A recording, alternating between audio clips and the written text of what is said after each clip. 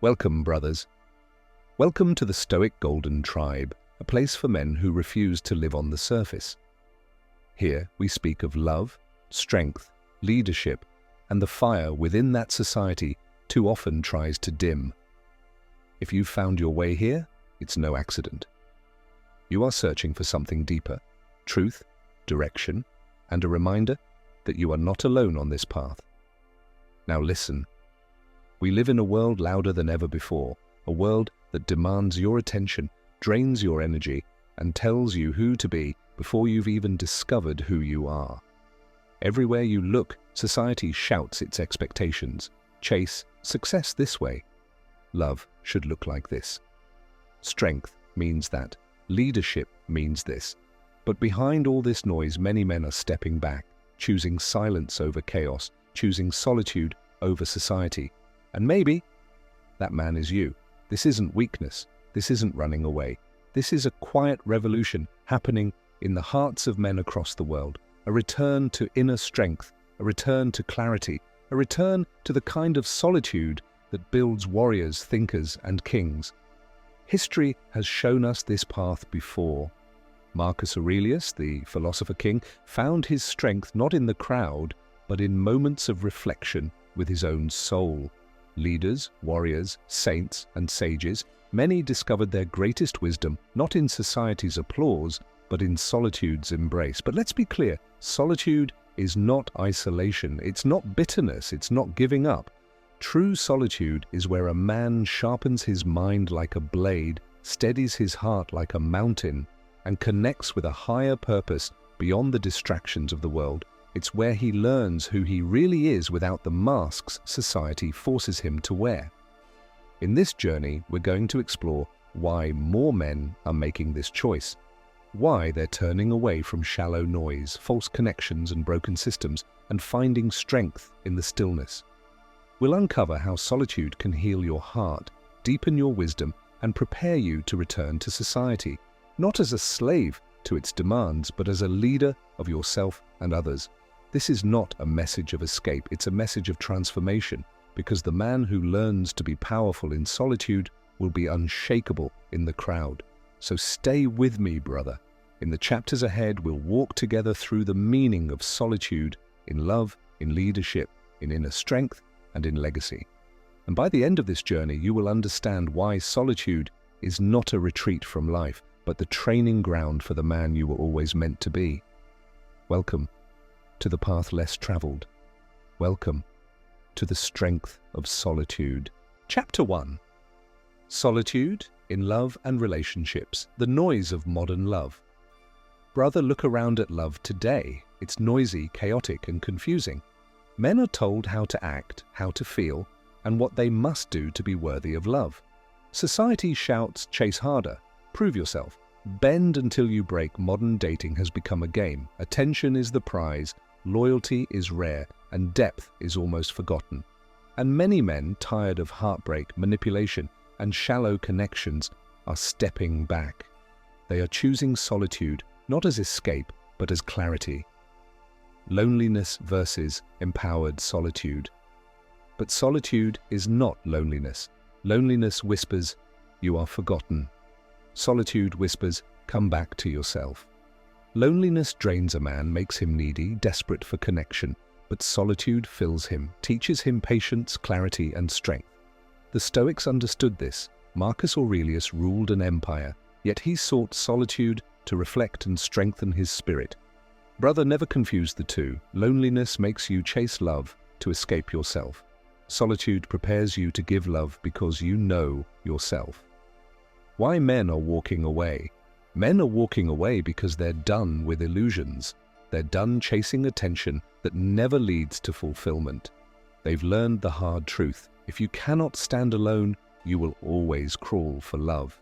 Some step back after betrayal, others after heartbreak, many after seeing society reward superficiality over sincerity. But walking away is not defeat, it is wisdom. It's saying, I will not pour my soul into emptiness. I will first become whole. The strength of self-respect. Solitude forces you to face yourself. It teaches you self-respect. It helps you build boundaries. Ancient warriors trained in silence before protecting their tribes. In love, the same principle holds true. A man who has trained in solitude cannot be broken by rejection or manipulation, but a man who has never stood alone will break at the first storm. Solitude as preparation for true love. Here is the gift of solitude. It heals, it prepares, it strengthens. In solitude, you forgive, you grow, you listen. You stop needing someone to complete you, and instead, you seek someone to complement you. The Bible says, "Above all else, guard your heart, for everything you do flows from it." Solitude is how you guard your heart. It makes you whole, and when true love comes, it finds you ready, not desperate. So why are men choosing solitude over society in love? Because solitude transforms them from beggars into kings. They no longer chase to be validated. They stand firm and invite love to join them. Comment: do you believe solitude makes you stronger in relationships or weaker? Share your thoughts below, brother. Chapter 2: Solitude in Leadership. When we think of leadership today, society often paints a shallow picture. We see leadership as standing on stages, making speeches, gathering applause, and chasing followers. But brother, real leadership is not built in the spotlight. It is forged in the shadows. Not in noise, but in silence. Not in crowds, but in solitude. Think about it. The greatest leaders of history, those who shaped nations, moved hearts, and inspired generations, were men who knew the power of solitude. Take Nelson Mandela. 27 years behind bars, cut off from society, forgotten by many. Yet in that solitude he was not broken. He was refined. He used silence as his teacher, patience as his shield, and vision as his compass. When he finally walked free, he led not with vengeance, but with wisdom. That strength was born in solitude. Look at Abraham Lincoln, a man who carried the weight of a divided nation. Many nights he walked alone, pacing, thinking, wrestling with his doubts in silence. He knew that leadership demanded more than decisions. It demanded inner strength, and he found it in solitude. Or Marcus Aurelius, the philosopher king. He ruled Rome, yet wrote his deepest reflections not for the public, but for himself, in private. His meditations were the fruit of solitude, a man disciplining his mind so he could lead with clarity, not corruption. True leadership is not about being liked, it is about being clear. And clarity is born when the noise of the world fades and you are left alone with your own thoughts. In solitude, you ask the questions most men run from. What do I truly believe? What will I stand for when it costs me everything? Who am I when no one is watching? Society today rewards shallow leadership, men who seek approval instead of truth. But approval is a weak foundation. When storms come, it collapses. A man who has been trained in solitude does not collapse. He is rooted. He leads from principle, not popularity. He guides not because he hungers for power, but because he has found purpose. Brother, if you want to lead your family, your career, or even your own life, you must first enter solitude. Leadership is not born when the crowd is cheering. It is born when you are alone, fighting your own doubts, shaping your own vision, sharpening your own soul. And when you return from that solitude, you carry something unshakable. You no longer need the world's validation. You no longer bend to trends. You no longer chase applause. Instead, you stand firm. You lead with conviction, and those around you will feel that strength.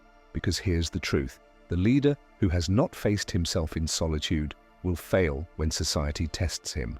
But the leader who has been refined in silence will be unstoppable when he speaks. Comment below. Do you think society today encourages real leadership or just popularity? Share your thoughts below, brother. Chapter 3: Solitude and Inner Strength. Brother, let's be honest. Life is not gentle with men. We face rejection, betrayal, disappointment, and loneliness. Society often tells us to man up, to bury our pain, to act as though nothing touches us. But deep down, we know the truth. Every man carries wounds. And it is in solitude that these wounds either destroy us or transform us. When you are alone, there is no mask to wear, no crowd to impress. It is just you, your thoughts, and your scars. For some, this silence feels unbearable. But for the man who chooses to embrace it, solitude becomes the forge where inner strength is created. Think of a sword. It is not made in comfort. It is placed in fire, hammered, cooled, and then put back into the flames over and over again until it becomes unbreakable. In the same way, solitude is the fire that forges the soul of a man. Pain will visit you. Loneliness will knock on your door. Betrayal will cut you. But these are not curses. They are invitations. Invitations to step into solitude and discover who you are when everything else is stripped away. The Stoics understood this. Seneca once wrote, "The greatest blessings of mankind are within us and within our reach." He was reminding us that strength is not given by the world, it is discovered within. And solitude is where that discovery happens. Consider men like Viktor Frankl, who endured the horrors of concentration camps. Stripped of everything, family, possessions, freedom, he turned inward. In that solitude of suffering, he discovered the one thing no prison could take, the strength to choose his response. He later wrote that those who have a why to live can bear almost any how. Brother, solitude is where you find your why. It is where you turn your pain into power. Think about your own life. The heartbreak you survived, the betrayal that left you bleeding, the rejection that made you doubt your worth. Those moments pushed you into solitude. And though you may have felt broken at first, solitude has been shaping you, teaching you resilience, patience, and courage. Here's the hard truth. Men who run from solitude remain weak. They cover their pain with distractions, parties, women, noise, endless scrolling. But when the storm comes, they crumble because they never faced themselves. But the man who embraces solitude, he is different. He sits with his pain until it speaks. He turns loneliness into reflection, and reflection into wisdom. He turns heartbreak into boundaries and betrayal into clarity. He walks out of solitude not weaker, but stronger, like a warrior returning from training camp. And this strength is not loud. It doesn't need to be. True inner strength is quiet, steady, and unshakable. You see it in the man who does not panic under pressure, the man who does not beg for love, the man who can stand alone with dignity because solitude has taught him who he is. Brother, solitude is not punishment, it is preparation. It prepares you for the battles ahead, for the storms of life, for the weight of leadership, and for the beauty of love. It makes you a man who cannot be broken because you have already broken and rebuilt yourself in silence. So the next time life pushes you into solitude, do not curse it, do not resist it, step into it, embrace it, let it teach you, because solitude will either be your prison or your power, and the choice is yours. Comment below. What is the greatest lesson solitude has taught you about yourself? Share it in the comments. I'd love to read your reflections, brother. Chapter 4. Solitude, Legacy, and the Return to Society. Brother, solitude is not the end, it is the beginning. Many men believe solitude means withdrawing from life forever, becoming cold, distant, or disconnected. But that is not the purpose of solitude. Its purpose is transformation. It is the training ground where you sharpen your soul, so that when you step back into society, you are no longer a slave to it, you are a master within it. Think of a warrior. He goes into the wilderness alone, fasting, training, strengthening himself. But he does not stay there forever. He returns to his tribe, stronger, wiser, more disciplined, and ready to protect and guide others. In the same way, solitude prepares you for the world, but it does not replace the world. Look at great leaders of the past. Marcus Aurelius did not remain in his study, endlessly writing. He returned to rule Rome, but his solitude gave him clarity. Nelson Mandela did not stay in prison. When released, he re-entered society, not bitter, but transformed. Even Jesus retreated to the wilderness for 40 days, but then returned to teach, to heal, and to lead. Solitude gave him strength, but society gave him purpose. This is the balance men must learn, solitude and society. Alone, you find your vision. With others, you live it out. Alone, you discover your values.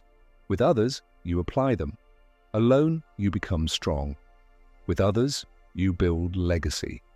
Brother, your life is not just about survival. It is about impact. And impact requires that you step back into society, not as a follower, but as a man who has been refined by solitude. The family you lead, the people you love, the work you do, these are the arenas where your solitude shows its fruit. But here's the warning. If you return to society too soon, without first being grounded in solitude, you will lose yourself. The noise will confuse you, the temptations will distract you, and the pressure will break you. That is why solitude is not optional. It is necessary. It gives you the foundation to stand firm when society tests you. Legacy, brother, is not built in comfort. It is built by men who can walk alone, master themselves, and then give that strength to the world. The man who has not embraced solitude may gain riches, fame, or pleasure, but his legacy will be hollow. The man who has walked through solitude, however, leaves behind wisdom, strength, and love that endure long after he is gone. So ask yourself, what kind of legacy are you building? One of distraction and compromise, or one of discipline and conviction? Will your children, your community, or even your brothers remember you as a man who followed the crowd, or as a man who stood strong because solitude taught him how? Brother, society does not need more men who chase approval. It needs men who have faced themselves in solitude and emerged with clarity, courage, and love. Men who can lead with strength, wisdom, and heart. Men who can stand alone, yet still give to others. This is the calling of solitude, not isolation, but preparation. Not escape, but empowerment. You go into solitude to meet yourself, so that when you return, you can meet the world with strength. And when you live this way, when you carry solitude in your soul, even among the noise of society, you will discover true freedom. Because the man who has mastered solitude is never truly alone and never truly lost. He belongs to himself. And that, brother, is the foundation of legacy. Comment below. What kind of legacy do you want your solitude to help you build? Let me know in the comments, and let's inspire each other. Brother, if you have stayed with me until now, then you already feel it in your heart. The pull of solitude, the quiet voice within you saying, "This is the path I must walk." We began this journey by asking why so many men are choosing solitude over society. And now you know it is not weakness that drives them, it is strength. It is not escape, it is preparation. Men are choosing solitude because in the silence, they finally meet themselves. In solitude, they sharpen their vision, they strengthen their hearts, and they discover who they truly are. But solitude is not meant to keep you locked away from the world. No, brother. It is meant to prepare you for it. The world does not need more men who are lost in noise, chasing approval, drowning in distraction. The world needs men who have faced themselves, mastered their emotions, and returned from solitude with clarity, courage, and compassion. That man can lead, that man can love, that man can build, and that man can leave behind a legacy that no storm can erase. So here is the challenge I leave with you. Do not run from solitude. Do not fear the silence. Instead, step into it. Use it. Let it break you. Let it teach you. Let it refine you. Because on the other side of solitude is a man the world desperately needs, the real you. Brother, you are stronger than your fears. You are greater than your distractions. And you are more capable than society wants you to believe. Do not waste your life trying to fit into a world that does not even know itself. Instead, master yourself in solitude and then return to society not as a follower, but as a leader. And when you walk this path, you will not only change your own life, you will inspire others to rise. You will show your brothers, your children, your community that solitude is not loneliness, it is power. That silence is not emptiness, it is strength. And that a man who has walked through solitude is a man who can never be broken. So the next time you find yourself alone, remember, you are not abandoned. You are being built. You are not being punished. You are being prepared. And one day, you will look back and realize that solitude was the greatest gift life ever gave you. Stay strong, brother. Stand firm. Lead with wisdom. Love with courage. And never forget, the man who has mastered solitude has already mastered life. Comment. Brother, what was the most powerful lesson you took from this video? Share it below. Your words may be the encouragement another man desperately needs today.